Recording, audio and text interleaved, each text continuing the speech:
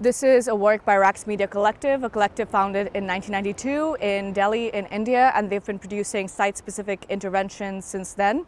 Their work for the Sea Art Festival is entitled O2, which comprises this large LED screen showing a spectrometric video of an underwater sea diver, as well as this automatonic seesaw, which is carrying an oxygen tank that's rolling to and fro of its own rhythm and motion.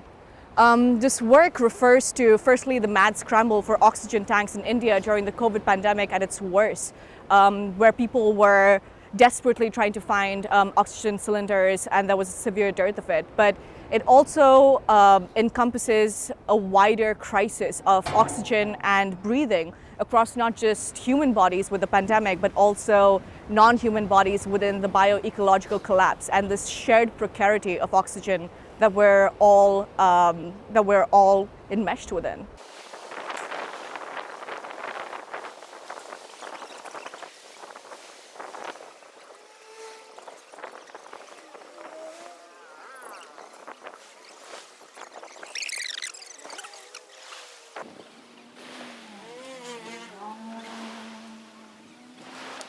This is Hae Kim's Narratives from the Hadal Zone, a gigantic mother-of-pearl egg that is made from fragments of abandoned wardrobes and cabinets in Korea from the 1970s to the 1990s. She's taken together fragments from all these different wardrobes which show myths, non-human fables, as well as traces the trade routes across East and South Asia from the Tang Dynasty onwards, which is when mother-of-pearl furniture first came into play.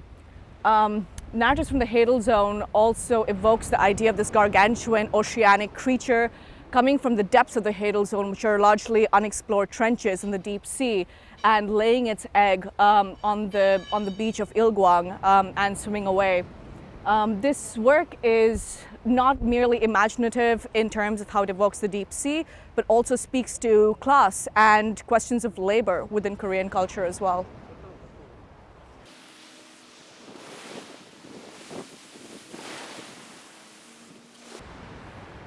These two works are Byung-Chul Cho's Counterattack of Nidaria. Byung-Chul Cho is also a Korean artist. And these are two kinetic, which are moving sculptures that he's created from recycled materials and upcycled materials, as well as abandoned materials found from waste grounds.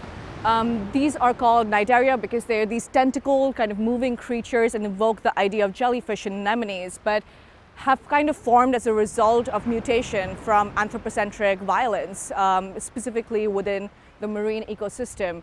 And the idea of a counterattack is these creatures coming onto land, coming onto the beach and enacting their own form of a counterattack on human society. But this doesn't look like our anthropocentric ideas of what revenge looks like, but rather non-human strategies of resilience and survival through mutation, which are enacted within these marine ecosystems.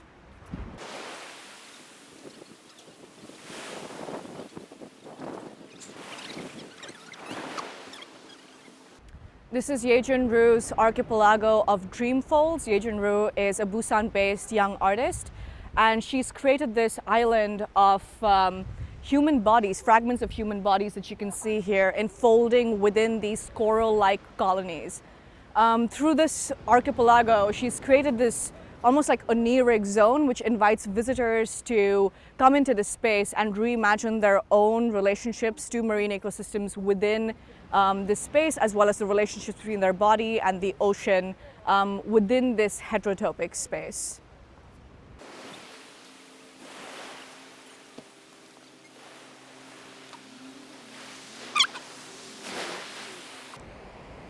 This large bamboo sculpture has been designed by Lee Kwei-chi, who's a Taiwanese ecological nature artist, and it's called Gestate. It's a really large, graceful, trans-boundary sculpture, which is situated between the high and the low tides of the East Sea. So when it's high tide, the water kind of rushes in, the ocean rushes into this space, which is this gestational, encompassing, cozy space where visitors can then enter the shelter and experience a more intimate distance and relationship to the ocean And once you go into the shell as well, the experience of being within water and within the ocean is magnified, because the sounds and the sensorial experience becomes a lot more cozy and intimate. So it becomes a space for gestation, for thinking, for developing a thought, specifically relating to the East Sea.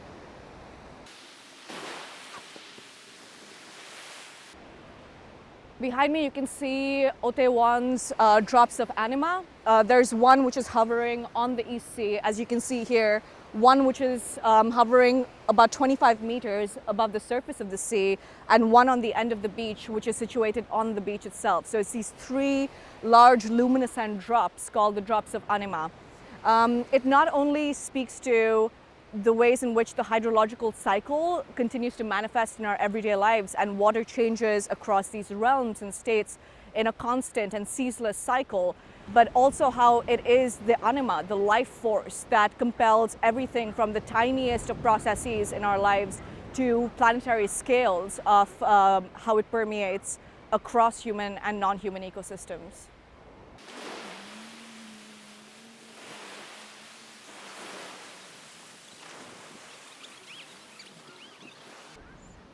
This is OBBA's Light Waves. OBBA is an architectural duo based in Seoul, and they've made this work, and it's comprised of over 200 of these individual paddles, which are made of something called dichroic film.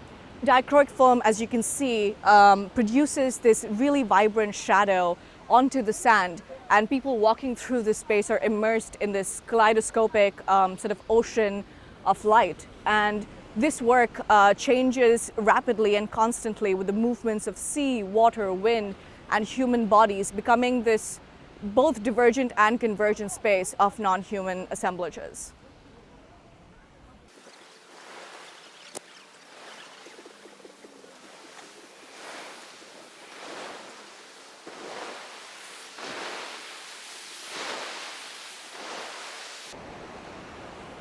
Behind me is Jiantian's work for the Sea Art Festival.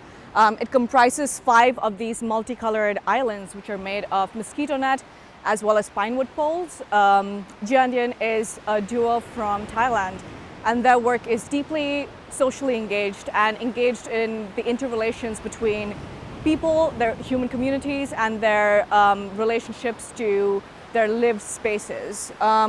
So for this work, for Sea Art Festival, they were kind of drawing on the histories of Ilguang Beach itself. So this beach used to be covered in a pine forest, actually.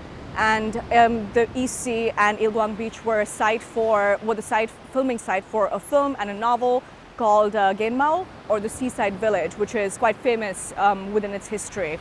So this work is then called The Old Pines Becoming of the Seaside Village. So here they're kind of drawing upon questions of how spaces carry both human and non-human memories, how cultural objects also carry memory across time and generations, as well as sort of inviting visitors to enter each of these tents and see the site through a completely different lens.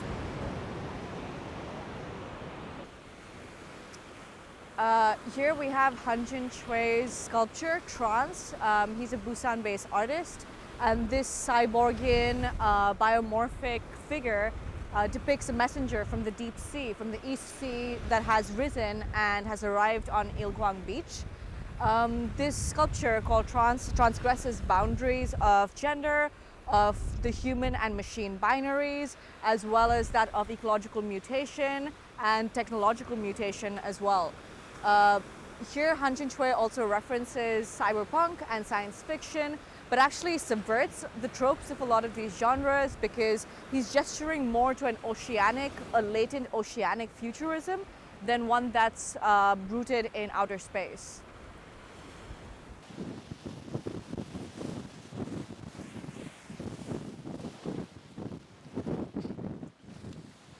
Here we have Joydeep Roaja's photographic series called Liquid Roots. It's a series of 9 photographs, 6 on this side, 3 on the other side, which depicts Roaja, who is an artist, an indigenous artist from the Chittagong Hill tracts in Bangladesh. enmeshing his body within the non-human landscapes of his ancestors. He uses silt, sand, water, twigs, leaves, roots, flowers to blend his body into and within his surroundings, speaking to the various complex assemblages of non-human kinship as well as cultural geomorphism. You see him also playing the plung in several of these photographs, which is a traditional bamboo instrument from the Mru people of Chittagong.